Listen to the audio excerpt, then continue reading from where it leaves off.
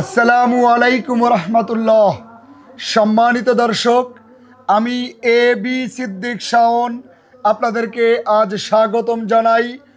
আপনাদের সামনে নতুন আশ্চর্যজনক একটা বিষয় নিয়ে হাজির হয়েছি।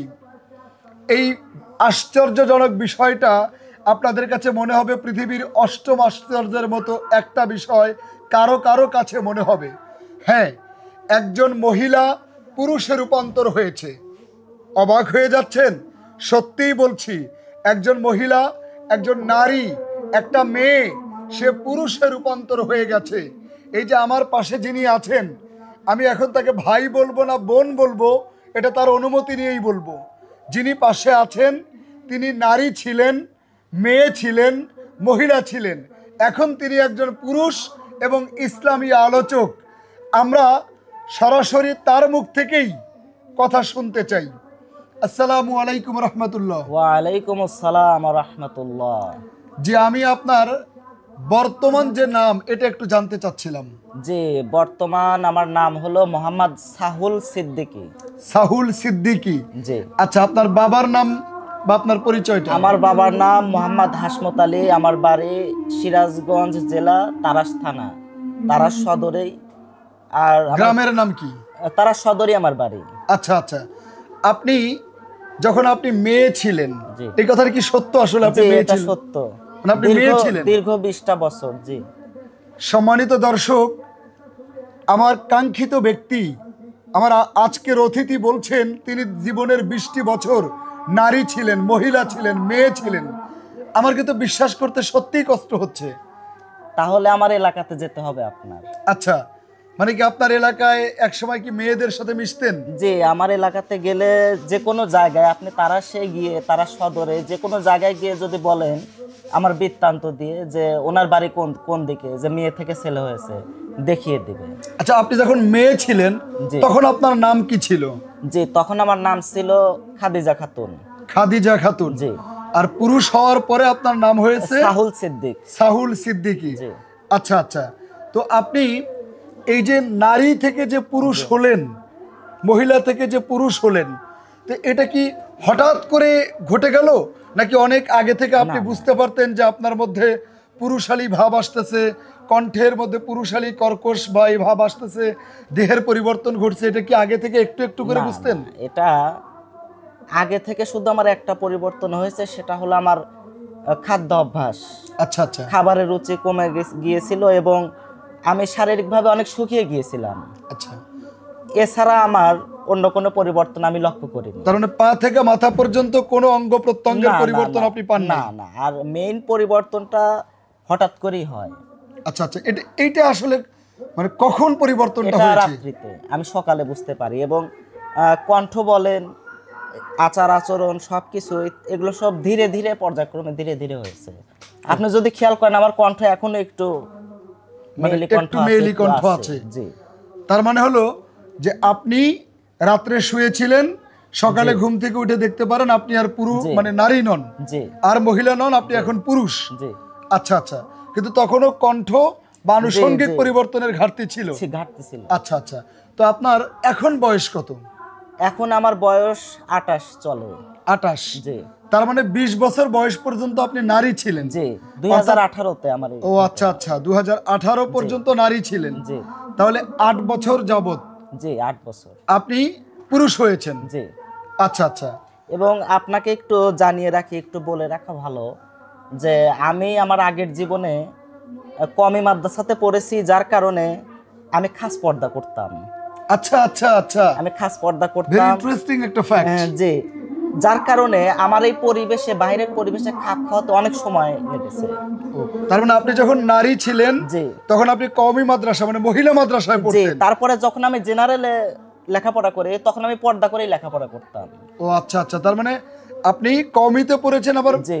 মানে ছাত্রী হিসেবে, নারী হিসেবে যখন আপনি মহিলা ছিলেন, মেয়ে ছিলেন, তখন জেনারেল লাইনেও পড়াশোনা করেছেন। জি।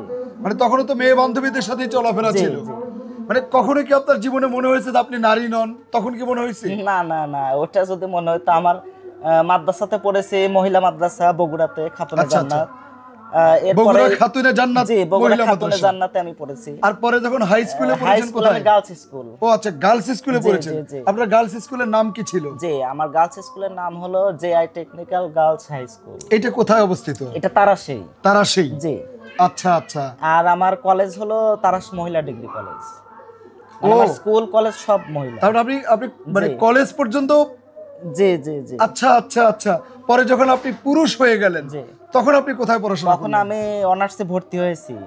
আচ্ছা ফার্স্ট ইয়ারে, ফার্স্ট আচ্ছা আচ্ছা সেমিস্টার। টেক্সটাইলে আমি ভর্তি হয়েছিলাম। আচ্ছা। আমার ইচ্ছা ছিল ইঞ্জিনিয়ার হওয়ার। আচ্ছা তো আচ্ছা। যাই হোক মানে আসলে আপনি যখন নারী ছিলেন তখন জি, কি জি, ইঞ্জিনিয়ার জি। হওয়ার স্বপ্ন ছিল? জি স্বপ্ন ছিল। আচ্ছা আচ্ছা। মানে- তাহলে এখন আপনাকে যদি বলি নারী থেকে পুরুষ হওয়ার পর জি। এই ইঞ্জিনিয়ারিং এই বিষয়টা বাদ দিয়ে ইসলামী আলোচক কেন হলেন? এটা আসলে আমার যিনি ওস্তাদ ছিলেন উনিও বারবার একটা কথা বলেছিলেন। ওনার বাড়ি হলো আপনার টাঙ্গাইল মধুপুরে। আচ্ছা আচ্ছা। উনি সবসময় বলতেন যে দেখো বাবা, তুমি ইঞ্জিনিয়ারদের সাথে থাকলে ভালো ইঞ্জিনিয়ার হতে পারবে, আল্লাহ হতে পারবে না। আচ্ছা এটা তিনি সবসময় বলতেন।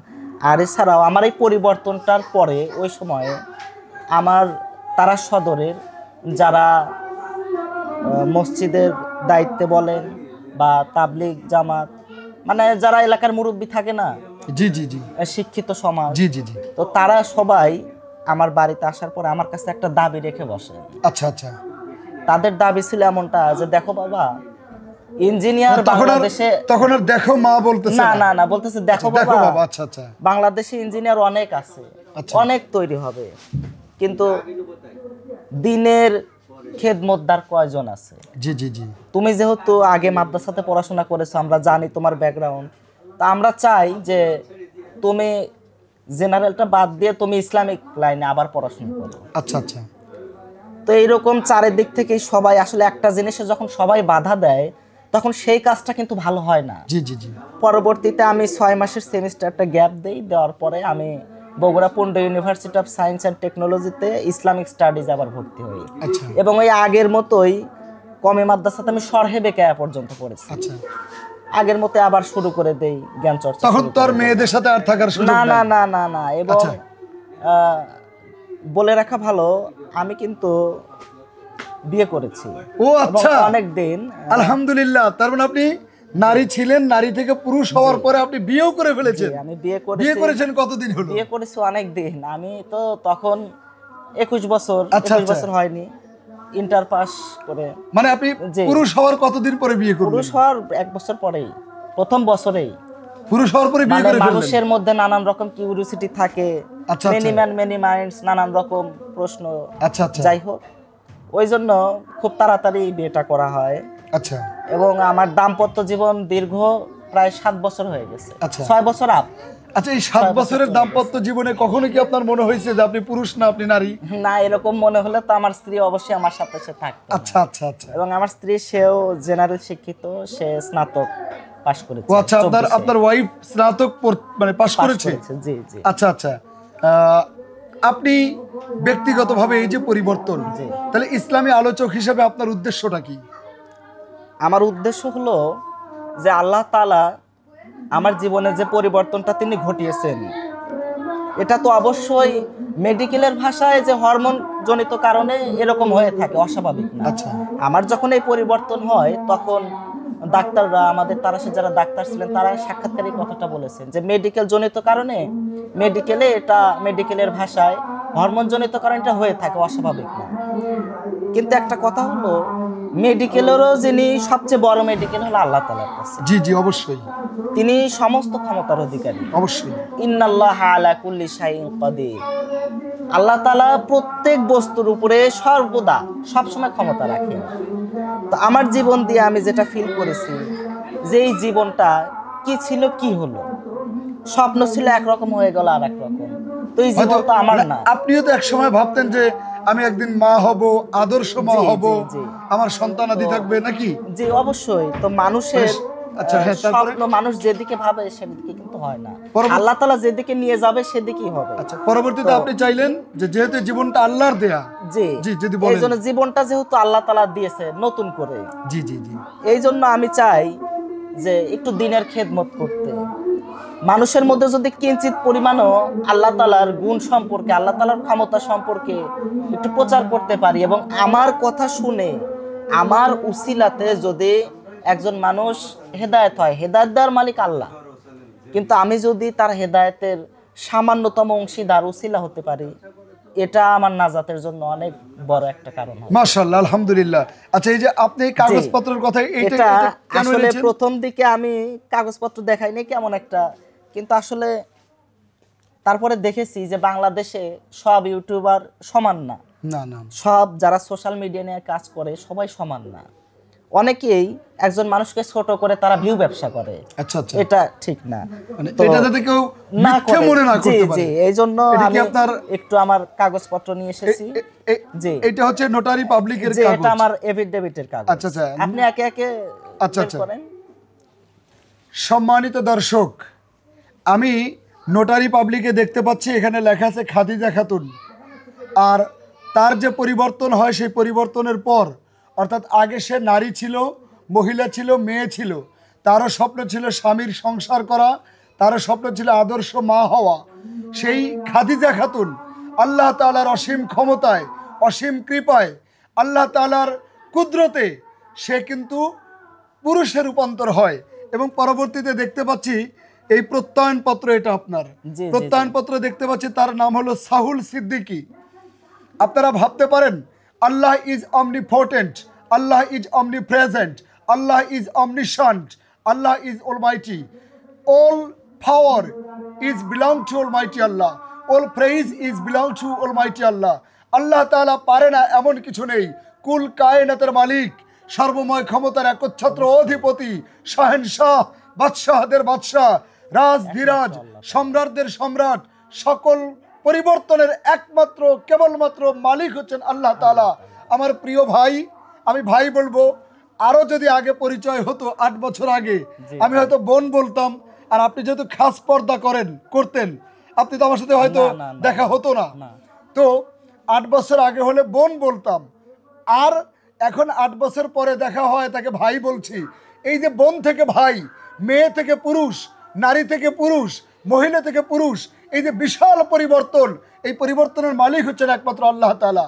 আমার প্রিয় ভাই বলেছেন যে তিনি ইসলামী আলোচক হয়েছেন, সারা দুনিয়ায় আল্লাহর গুণাবলী, আল্লাহর সিফত, আল্লাহর বরত্ব, আল্লাহর ক্ষমতার এবং আল্লাহর কুদরতকে কিছুটা হলো তার জীবন দিয়ে তুলে ধরতে। তাতে যদি একজন মানুষেরও হেদায়েত হয়, আল্লাহর প্রতি তাকওয়া বাড়ে, আল্লাহ তাআলার প্রতি যদি ভয় বাড়ে এবং আল্লাহর ক্ষমতাকে বিশ্বাস করে, এটা আপনার জন্য নাজাতের জারিয়া হতে পারে। প্রিয় ভাই, আমিও এই নিয়েতেই আপনার ভিডিওটা করেছি, যে আল্লাহ তাআলার বরত্ব প্রকাশ করা, আল্লাহর কুদরত যদি প্রকাশ পায় আপনার এই ভিডিওর মাধ্যমে, আল্লাহ তাআলার কুদরত আর নিয়ামতের তো শেষ নাই জি, নাকি বলেন? আল্লাহ তাআলার কাছে সবকিছুর ভান্ডার আছে, কিন্তু তিনি তার জ্ঞান অনুযায়ী, জায়গা অনুযায়ী তিনি দান করেন। আচ্ছা আচ্ছা, মাশাআল্লাহ। তার মানে কুদরতের তো শেষ নাই। তবে আমার এই ভাইয়ের ব্যাপারটা আমার কাছে আশ্চর্যজনক মনে হয়েছে বলে আমি ছুটে এসেছি, আমার এই ভাইয়ের সাথে কথা বললাম, তার নোটারি পাবলিক এবং তার প্রত্যয়নপত্র সব কিছুই দেখলাম। সম্মানিত দর্শক, আমি আপনাদেরকে স্পেশালি বলবো, আসুন তাকওয়া ভীতি জীবন অর্জন করি, খোদাভীতি জীবন অর্জন করি, আল্লাহ তাআলাকে ভয় করি এবং সেজদায় লুটিয়ে পড়ে আল্লাহ তাআলার কাছে চাই যে হে বিশাল আকাশের মালিক, আমাদের জীবনকে শিশির স্নাত গোলাপ কুড়ির মতো অনিন্দ সুন্দর করে দাও, আমিন। আচ্ছা প্রিয় ভাই, আমার সর্বশেষ দর্শকদের উদ্দেশ্যে, যারা দেখবে এই ভিডিও, তাদের উদ্দেশ্যে যদি আপনি কিছু বলেন, সর্বশেষ, যে আপনি নারী থেকে পুরুষ হয়েছেন, এই যে আল্লাহর কুদরত, তো এই ব্যাপারে সর্বশেষ আপনি যদি কিছু বলেন। আল্লাহ তাআলা সূরা ইয়াসিনের মধ্যে ইরশাদ করেন, ইন্নামা আমরুহু ইযা আরাদা শাইআন আই ইয়াকুলা লাহু কুন ফায়াকুন, যে নিশ্চয় আল্লাহ তাআলা যখন কোনো কিছু করার সিদ্ধান্ত নেন, কোনো কিছু তৈরি করতে চান, তিনি শুধু বলেন কুন ফায়াকুন, সাথে সাথে সেটা হয়ে যায়। এবং এই আয়াতের ব্যাখ্যাতে গেলে দেখা যায় যে আল্লাহ তাআলা কুনেরও মুখাপেক্ষী নন। সুবহানাল্লাহ। আল্লাহ তাআলা যে কুন বলতেই হবে এমনটা এটাও না, তিনি ইচ্ছা করলেই হয়ে যায়। এবং এই যে কুন ফায়াকুন, আল্লাহ তাআলা ইচ্ছা করলেই হয়ে যায়, কোনো কিছুর প্রয়োজন হয় না। এই একই শব্দ আমরা কোরআনের কোরআনুল কারিমের বিভিন্ন জায়গায় পাই। যেমন হজরত ইব্রাহিম আলাইহিস সালাম যখন হজরত ইসহাক আলাইহিস সালামের পিতা হন, হজরত ইসহাক আলাইহিস সালামের যখন জন্ম হয় তখন এই শব্দটার ব্যবহার করা হয়েছে। কারণ যখন হজরত ইসহাক আলাইহিস সালামের জন্ম হয় তখন ইব্রাহিম আলাইহিস সালাম অলরেডি তিনি বৃদ্ধ এবং বিবি সারা মানে সন্তান হওয়ার কথা না, তিনিও বৃদ্ধ এবং বিবি সারাই তিনি যখন জিব্রাইলের কাছে শুনেছেন তিনি পর্দার আড়াল থেকে প্রশ্ন করেছেন, বলেছেন এটা কিভাবে হয়, আমি তো বন্ধা এবং বৃদ্ধ হয়ে গেছি। তখন জিব্রাইল আলাইহিস সালাম আল্লাহ তাআলার পক্ষ থেকে ওই আয়াতটা তিনি বলেন যে আল্লাহ তাআলা চাইলে এমনিতেই হবে। আচ্ছা আচ্ছা। সম্মানিত দর্শক, আমার প্রিয় ভাই সূরা ইয়াসিনের অংশ থেকে বললেন আল্লাহ যদি চান কুন বলা মাত্র ফায়াকুন, কুনও বলার দরকার নেই, আল্লাহ চাইলেই হয়। অতএব যারা আমরা জীবন নিয়ে হতাশায় আছি, কষ্টে আছি, হতাশা নিয়ে আমি একটা কথা বলি যে আসলে দুনিয়াতে আমাদের আয়ু কয়দিন, কতদিন বাঁচবো? এই যে আপনি আজকে এসেছেন, এখান থেকে যেতে পারবেন কিনা কোনো গ্যারান্টি নাই। না না না, আমি কথা বলছি, এই কথা শেষ করতে পারবো কিনা কোনো এটার গ্যারান্টি নাই। অথচ আল্লাহ তাআলা সূরা ওয়াকিয়ার মধ্যে বলেছেন যে মানুষ কিয়ামতের দিন 3 দলে বিভক্ত হবে। তা আমরা কোন দলে যাব? আমরা যেন ভালো দল, যেটা যারা ডান দিকে থাকবে, ডানপন্থী হতে এবং পারে। যাদেরকে দেখে আল্লাহ বলবে যারা ডান দিকে আছে তারা কত সৌভাগ্যবান, মাশাআল্লাহ, আমরা যেন সেই দিকে থাকতে পারি। মাশাআল্লাহ। সম্মানিত দর্শক, তাহলে আমরা আল্লাহ তাআলার কাছে আমাদের জীবনকে সঁপে দেব, আল্লাহ তাআলার সন্তুষ্টির জন্য কাজ করব। আল্লাহ তাআলা আমাদের ভাগ্যের একমাত্র নিয়ন্ত্রক, আমরা আল্লাহ তাআলার মুখাপেক্ষী হব। আসসালামু আলাইকুম ওয়া রাহমাতুল্লাহ।